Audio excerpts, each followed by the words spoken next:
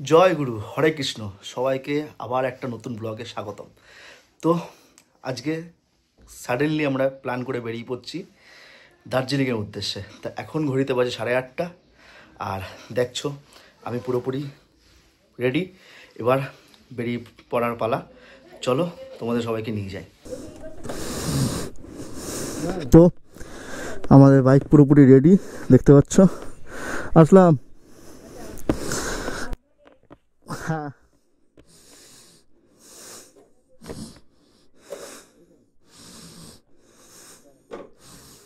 বসো।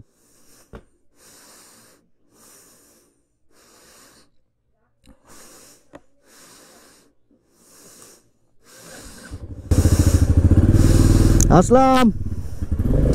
সকাল সকাল আমরা তাহলে বেরিয়ে পড়লাম এখন দার্জিলিংয়ের উদ্দেশ্যে। দার্জিলিং থেকে ওখান থেকে নেপালটা করার চেষ্টা করব।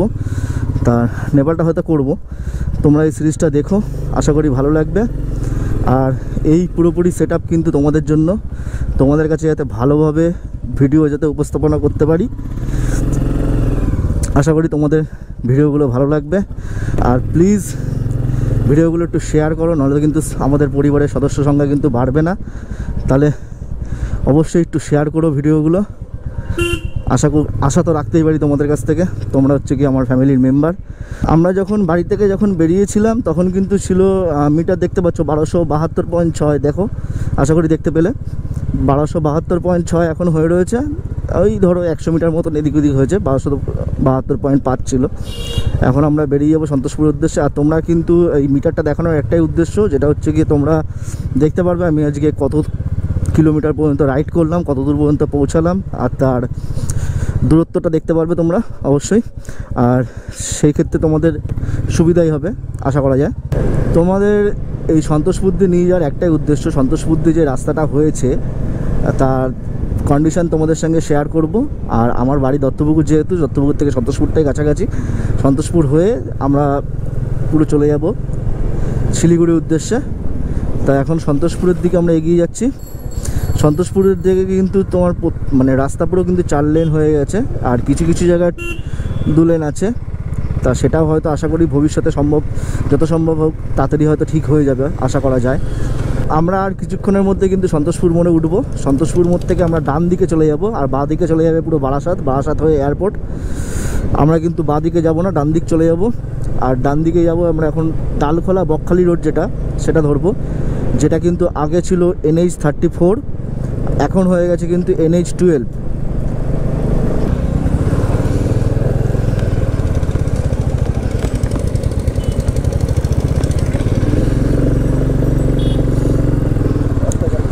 আমরা এখন NH-12 উঠে গেলাম, NH-12 উঠে গেলাম।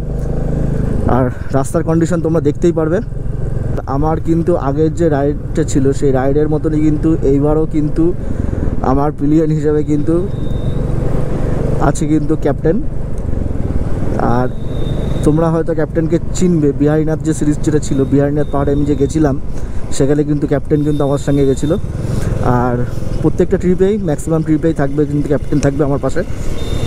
যে কটা মোটর রাইড করবো সব কটাতেই কিন্তু ক্যাপ্টেনকে পাবো আমরা প্লেয়ার হিসাবে। তোমাদের কিন্তু জানিয়ে রাখি, এই গাড়িতে কিন্তু আমার এটা কিন্তু প্রথম এত বড় একটা লং রাইড, ঠিক আছে।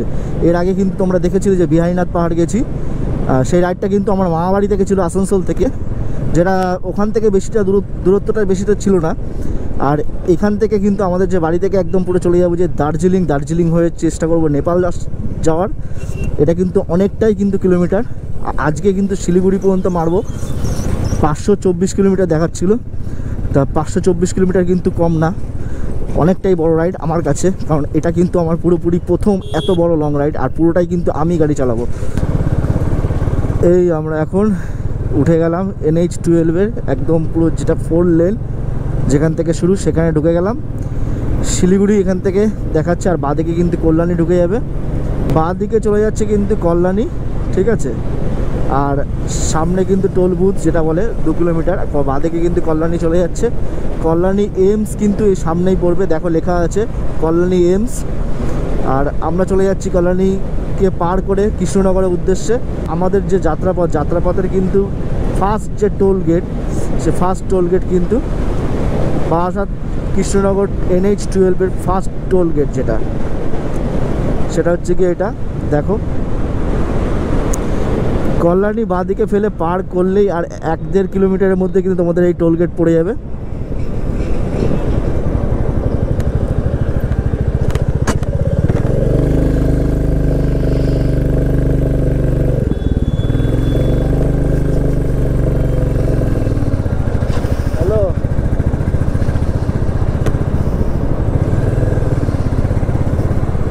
আমি বলে দিচ্ছি ওই ছেড়ে যেতে বলছি এখন। হ্যাঁ, জাস্ট রাস্তার পাশে দেখো কত আম গাছ, দেখো এদিকে আম গাছ ওদিকে আম গাছ, আর রাস্তার মাঝখান থেকে চলে গেছে। কৃষ্ণনগর কিন্তু আর 19 কিলোমিটার রয়েছে মাত্র। আর সামনে দেখো আশেপাশে প্রাকৃতিক পরিবেশ দেখো, জাস্ট ওয়াও কিন্তু, ঠিক আছে, হেভি সুন্দর।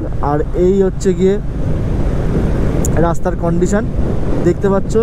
সন্তোষপুর থেকে ওই বড় জাগলি পর্যন্ত, মানে যেটা বাঁদিকে কল্যাণী এইমস চলে গেছে, অত পর্যন্ত রাস্তাটা মোটামুটি ছিল, সেরকম একটা খারাপ বলবো না, কারণ 2 হুইলার করে এসছি। যদি 4 হুইলার করে আসেন আপনারা, তাহলে কিন্তু রাস্তাটা কিন্তু আপনাদের প্রবলেমে ফেলবে, কিন্তু সেটা কিন্তু বেশি কিলোমিটার না। তারপরে ওটা যদি পার করে ফেলেন, তারপরে কিন্তু রাস্তা কিন্তু এরকম ঝাঁ চকচকে, আপনারা জাস্ট রাইডটাকে কিন্তু উপভোগ করতে পারবেন। আর একটা কথা তোমাদের সঙ্গে শেয়ার করার, যে কালকেই কিন্তু ঠিক হয়েছিল যে আমরা কিন্তু দার্জিলিংয়ের উদ্দেশ্যে বেরিয়ে যাব, আর যেই ভাবনা সেই কাজ, আমরা কিন্তু বেরিয়ে পড়েছি কিন্তু দার্জিলিংয়ের উদ্দেশ্যে।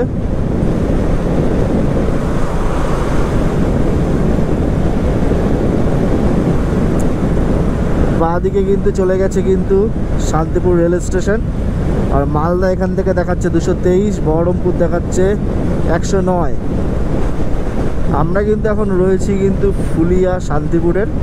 এখানে কিন্তু এই ফুলিয়ার শাড়ি কিন্তু বিখ্যাত, দেখতে পাচ্ছ চারিপাশে দেখো কত শাড়ি হয়তো কালার করতে দিয়ে শোকাতে দিয়েছে, দেখো তোমরা দেখতে পারবে খেয়াল করলে, দেখো শাড়ি লাটকে লাট শাড়ি রাখা এখানকার, দেখো তোমরা দেখতে পাচ্ছ কিনা, দেখো এই দেখো শাড়ি ফাড়ি সব রাখা আছে চারিপাশে। আর রাস্তার এদিক ওদিক দুদিকেই কিন্তু শাড়ি রাখা। এখানকার শাড়ি কিন্তু নাম করা শাড়ি শান্তিপুরের ফুলিয়া। আমাদের কিন্তু বাঁ দিকে চলে গেছে কিন্তু কৃষ্ণনগর, আর আমরা সোজা চলে যাচ্ছি শিলিগুড়ির উদ্দেশ্যে। রাস্তার কন্ডিশন কিন্তু খুবই ভালো। আর সামনে আমি যদি ভুল না হই তাহলে কিন্তু এটা কিন্তু জলঙ্গি নদী। চলো তোমাদের সঙ্গে সেটা শেয়ার করছি। আমাদের কিন্তু বাঁ দিক দিয়ে কিন্তু দেখতে পাচ্ছি যে রেল লাইন গেছে, আর যদি ট্রেনে যদি দেখা পাওয়া যায় তাহলে কিন্তু জাস্ট জমে যাবে কিন্তু ব্যাপারটা, রাইডিংয়ের কিন্তু মজাটাই কিন্তু চলে আসবে পুরোপুরি। এই হচ্ছে গিয়ে জলঙ্গি নদী, বাঁ পাশে কিন্তু রেল ব্রিজ, আর আমরা চলে যাচ্ছি ডান দিক দিয়ে সোজা। জাস্ট অসাম কিন্তু ভিউ।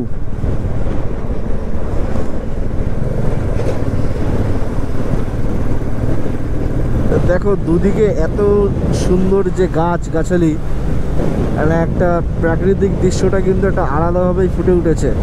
মাঝখান থেকে রাস্তা, আর এখান থেকে কিন্তু বেথুয়া ডোয়ারি কিন্তু আর মাত্র 20 কিলোমিটারের আশেপাশে।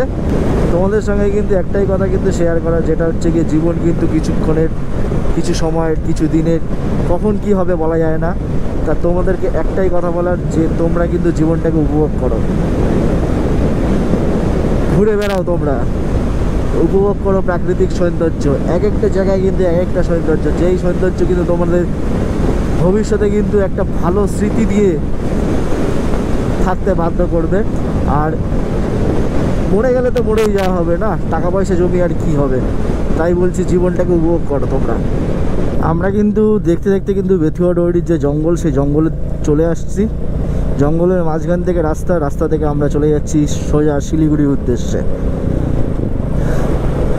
জাস্ট গাছগুলো দেখো, বড় বড়, কত বড় বড় গাছ। এটা কিন্তু আমাদের যাত্রাপথে কিন্তু সেকেন্ড টোল প্লাজা। প্রথমে কিন্তু আমরা সেই কল্যাণী পার করে একটা টোল প্লাজায় পার করেছিলাম, আর এটা কিন্তু আমাদের সেকেন্ড টোল প্লাজা।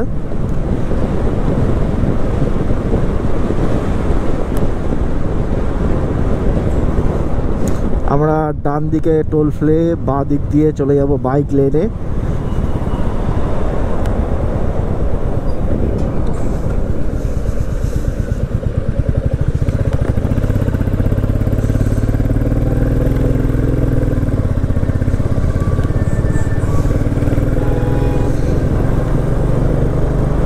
এই বেথুয়া ডোহরি কিন্তু যে টোল যেটা আছে, টোলটা কিন্তু পার করলে, ঠিক আছে, তোমরা কিন্তু অনেক জায়গায় দেখবে যে সিঙ্গেল লেন আছে, কারণ অনেক জায়গায় এখনও পর্যন্ত রাস্তার কাজ কিন্তু কমপ্লিট হয়ে উঠতে পারেনি। তা এই জায়গাটাও কিন্তু কিছু কিছু জায়গায় কিন্তু বিক্ষিপ্তভাবে সিঙ্গেল লেন রয়েছে। তো সেটা তোমরা যখন বাইকাররা যখন আসবে, অবশ্যই যদি বাইক নিয়ে আসো তোমরা, তাহলে কিন্তু অবশ্যই কিন্তু একটু দেখে শুনে চালিও। আর এই যে জায়গাটা, এটা কিন্তু একটু ঘিঞ্জি টাইপের এলাকা, ঠিক আছে। দেখো মানে লোকালয় কিন্তু ভালোই রয়েছে, মানে লোকালিটি যেটাকে বলে, লোকালিটি কিন্তু ভালোই রয়েছে। দেখো এই যে হচ্ছে গিয়ে পলাশির গেট, দেখতে পাচ্ছ।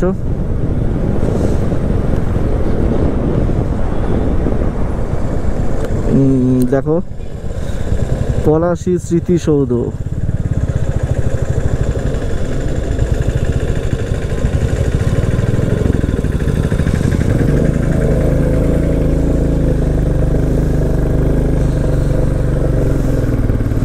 পলাশি স্মৃতিসৌধ গেট তোমাদেরকে দেখালাম। এবার আমি সেটা বাঁদিকে ফেলে সোজা চলে যাচ্ছি বহরমপুরের উদ্দেশ্যে। বেলডাঙার পরে কিন্তু মরাদিঘি পার করে বাদপুর থেকে কিন্তু কাজ হচ্ছে, তো এখানেও তোমরা কিন্তু সিঙ্গেল লেন পাবে। আর এই জায়গাটা দেখতে পাচ্ছ ডান দিকে, দেখো অলরেডি খোঁড়া হয়ে গেছে, মাটি খোঁড়া, কিন্তু এখনও পর্যন্ত কিন্তু কোনো রকম সেইভাবে কিন্তু কাজ এগোচ্ছে না। এই দেখো রাস্তার কাজ কিছুটা হলেও চলছে, তাও সময় লাগবে, দেখে বোঝা যাচ্ছে। যা তোমরা যখন এই বেলডাঙা যখন পার করবে, বেলডাঙা পার করে মরাদিঘি দেখবে লেখা আছে, মরাদিঘি পার করে যে বাদপুর কিন্তু রাস্তা সিঙ্গেল লেন। তো তোমরা এখানে সাবধানতা কিন্তু অবলম্বন করবে তোমরা। এই বাঁ দিকে চলে যাচ্ছে বহরমপুর। আমরা কোন দিকে যাব? সোজা বাঁ দিকে চলে যাচ্ছে বহরমপুর, আর আমরা চলে যাচ্ছি কিন্তু সোজা।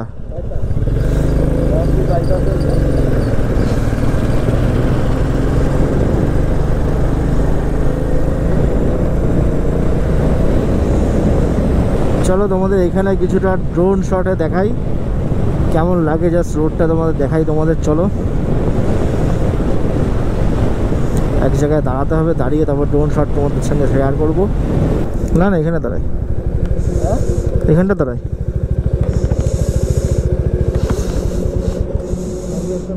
আমরা এখন রয়েছি বহরমপুরকে বাইপাস করে সোজা যে ব্রিজ আছে, ব্রিজের উপরে রয়েছি। এখন তোমাদের সঙ্গে ড্রোন টেক শেয়ার করব। ড্রোন টেক তোমাদের উপভোগ করো, আর কেমন লাগলো অবশ্যই কমেন্টে জানাবে। আর চলো তাহলে উপভোগ করো ড্রোন টেক।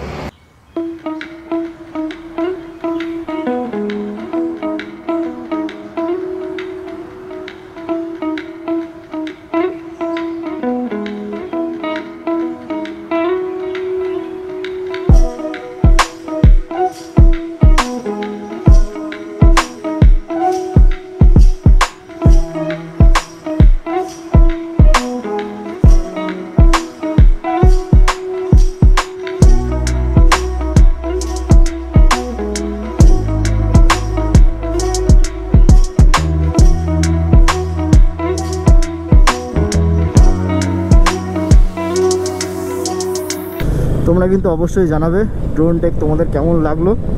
আর এই হচ্ছে গিয়ে যে ব্রিজটা তোমাদের ড্রোন দিয়ে দেখালাম, সেই ব্রিজটা নিচ থেকে নদী চলে গেছে, ভাগীরথী নদী। আমাদের যাত্রাপথে কিন্তু 3 নম্বর টোল প্লাজা, ঠিক আছে, তোমাদের সঙ্গে শেয়ার করছি, সেটা দেখো।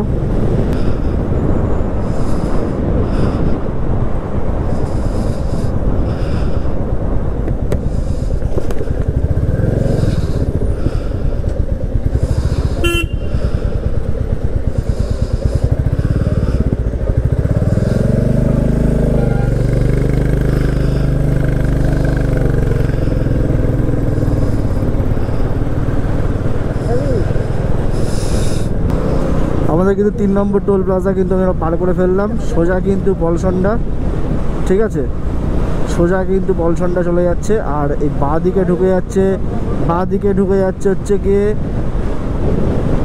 রাইন্ডা ভিলেজ, ডান দিকে শিবপুর, আর সোজা চলে যাচ্ছে বলসন্ডা, ফারাক্কা, শিলিগুড়ি। তো চলো আমরা সেটা পার করে চলে যাচ্ছি। আর টোল প্লাজা তোমাদের সঙ্গে শেয়ার করলাম, আমাদের কিন্তু এটা 3 নম্বর টোল প্লাজা যাত্রাপথের আজকে। দেখো এই বাঁ দিক দিয়ে কিন্তু চলে যাচ্ছে, বাঁ দিক দিয়ে কিন্তু চলে যাচ্ছে রামপুরহাট, ঠিক আছে, এটা কিন্তু মোড়গ্রাম। বাঁ দিক দিয়ে চলে যাচ্ছে রামপুরহাট, তারাপীঠ, পানাগড় সব কিন্তু এদিক দিয়ে চলে যাচ্ছে। আর আমরা চলে যাব কিন্তু সোজা, চলো। আর আমরা এখন মোড়গ্রাম পার করে ফারাক্কার দিকে এগিয়ে যাচ্ছি।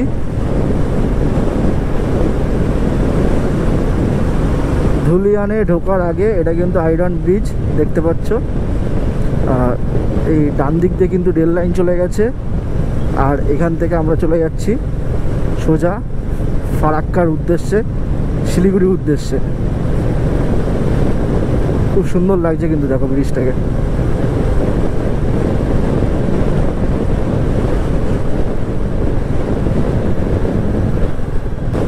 আমাদের কিন্তু এটা যাত্রাপথে কিন্তু 4 নম্বর টোল প্লাজা। দেখো আমরা চলে এসেছি, ধুলিয়ান ঢোকার ঠিক আগে এই টোল প্লাজা পড়বে। তো আমরা বাইক লেনটা নিয়ে নেবো একবারে।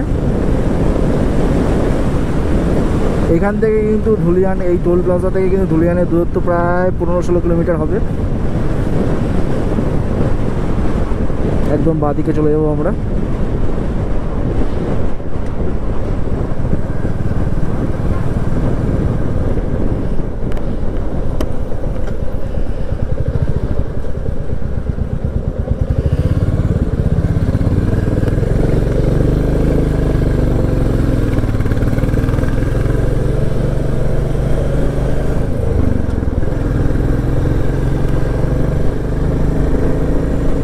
আরেকটা কথা বলার, কিন্তু ওই জঙ্গিপুর, ওমরপুর ওইখান থেকে কিন্তু প্রায় ফারাক্কা পর্যন্ত ভালোই রাস্তা খারাপ আছে। রাস্তা কিন্তু কিছু কিছু জায়গায় সিঙ্গেল লেনও আছে। আর এরকম গাড্ডা দেখছো, যে গাড্ডাগুলো দেখলে এরকম টাইপের অনেক জায়গায় কিন্তু গাড্ডা রয়েছে। ইভেন হচ্ছে কি পিচ যে ফুলে যে উঁচু হয়ে থাকে না, সেরকম টাইপের হয়েও রয়েছে। তা যখন তোমরা আসবে তখন একটুখানি সাবধানতা অবলম্বন করে আসবে, একটুখানি চোখ খুলে গাড়িটা চালাবে যদি বাই রোডে আসো, তো এগুলো খেয়াল করে আসবে। আর কিছু কিছু জায়গায় কিন্তু সিঙ্গেল লেনও আছে, যেটা বললাম। আর তো চলো এবার আমরা ফারাক্কা ব্যারেজের কাছাকাছি প্রায় চলে আসবো, কিছুক্ষণের মধ্যে ঢুকবো ফারাক্কা ব্যারেজের। দেখো বাঁ দিকে দেখো চিমনিগুলো দেখতে পাচ্ছ কিনা, এগুলো কিন্তু সব ফারাক্কা ব্যারেজের চিমনি।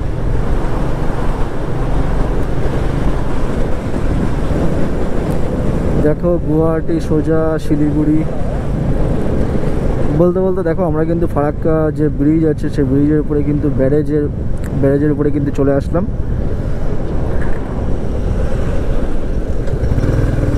চলো তোমাদের সঙ্গে সুন্দরভাবে শেয়ার করব।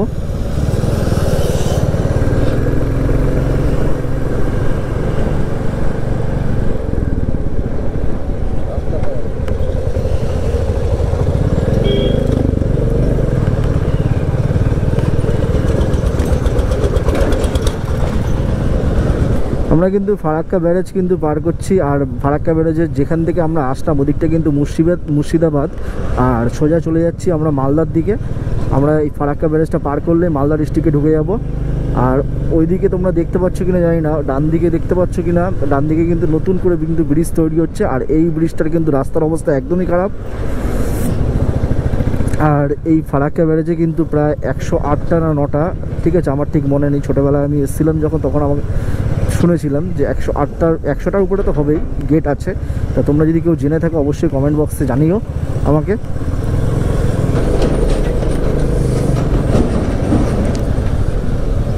দেখো আমরা মুর্শিদাবাদ ডিস্ট্রিক্ট পার করে মালদা ডিস্ট্রিক্টে চলে আসলাম। আর এই ফারাক্কা ব্যারেজের কিন্তু গেট আছে কিন্তু 109খানা, আমাকে আমার প্লেয়ার ক্যাপ্টেন জানালো। চলো আমরা মালদা ডিস্ট্রিক্ট এখন ঢুকে গেছি, এবার আমরা আমাদের গন্তব্যের দিকে এগিয়ে যাই। আর হ্যাঁ, এই ফারাক্কা ব্যারেজের উপর কিন্তু ফটোশ্যুট বা ফটো তোলা একদমই বারণ। এখান থেকে শিলিগুড়ি কিন্তু এখনও নয় করে 230 কিলোমিটারের উপরে। আর আজকে কিন্তু আমি শিলিগুড়ি থেকে স্টে করবো, কালকে কিন্তু বেরোতেই হবে আমাকে যেভাবেই হোক।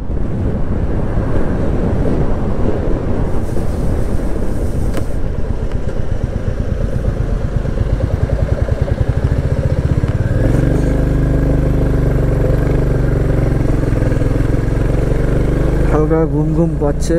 এবার এই টোল প্লাজাটা পার করে দেখতে হবে বাঁদিকে কোনো চায়ের দোকান আছে নাকি। যদি চায়ের দোকান থেকে থাকে তাহলে অবশ্যই একটু চা খেতে হবে ঘুমটা কাটানোর জন্য। তো চলো দেখি চায়ের দোকান কোথায় আছে।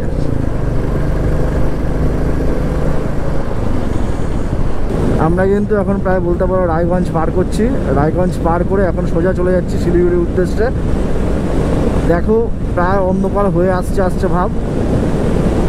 রাস্তার জাস্ট কন্ডিশন ওয়াও, খুব সুন্দর কন্ডিশন। আর 1 কিলোমিটারের মধ্যে কিন্তু টোলগেট চলে এসছে।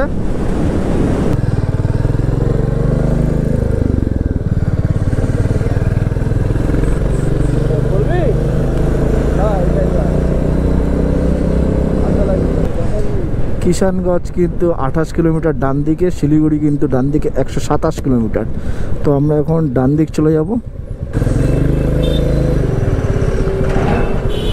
আমরা এখন ডান দিকে চলে যাচ্ছি শিলিগুড়ির উদ্দেশ্যে। আর NH-12 কিন্তু এখানে কিন্তু শেষ হলো, ডালখোলায় এসে শেষ হয়ে গেল।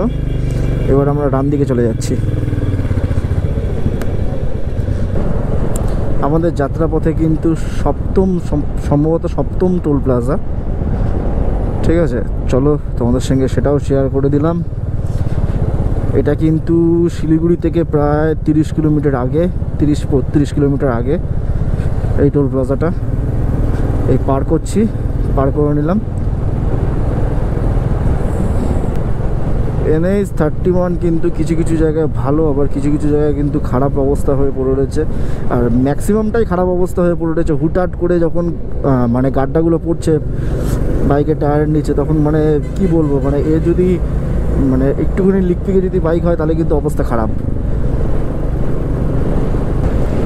এর পরের ব্লগটা কিন্তু পুরো থাসু ব্লগ আসতে চলেছে। থাসু পাহাড়ে অ্যাডভেঞ্চার সব কিছু কিন্তু তোমাদের সঙ্গে শেয়ার করব। সুতরাং চ্যানেলটাকে সাবস্ক্রাইব করে রাখো নোটিফিকেশানটা ঠিকভাবে পাওয়ার জন্য। অলরেডি মহানন্দা ব্রিজে কিন্তু ঢুকে পড়লাম। মহানন্দা ব্রিজ এখন পার করে আমরা শিলিগুড়ির দিকে চলে যাচ্ছি। এই হচ্ছে মহানন্দা ব্রিজ, পার করে ফেললাম। আমরা কিন্তু অলরেডি কিন্তু শিলিগুড়ি ঢুকে গেছি। এখন বাজে ঘড়িতে 8:51। তো 8:51 আমরা সকালবেলা বেরিয়েছিলাম ঠিক 9টার আগে। ঠিক বলতে গেলে বলতে পারো যে 12 ঘন্টার মধ্যে ধরো 1 ঘন্টায় ধরো রেস্ট নিয়েছি। 11 ঘন্টা টানা বাইক চালিয়ে কিন্তু আমরা চলে এসেছি শিলিগুড়ি। আর এবার আমরা এখন হচ্ছে কি পুরো হোটেল খুঁজে নেব। হোটেল খুঁজে তোমাদের সঙ্গে হোটেলে গিয়ে কথা হচ্ছে। ঠিক আছে, চলো বাই।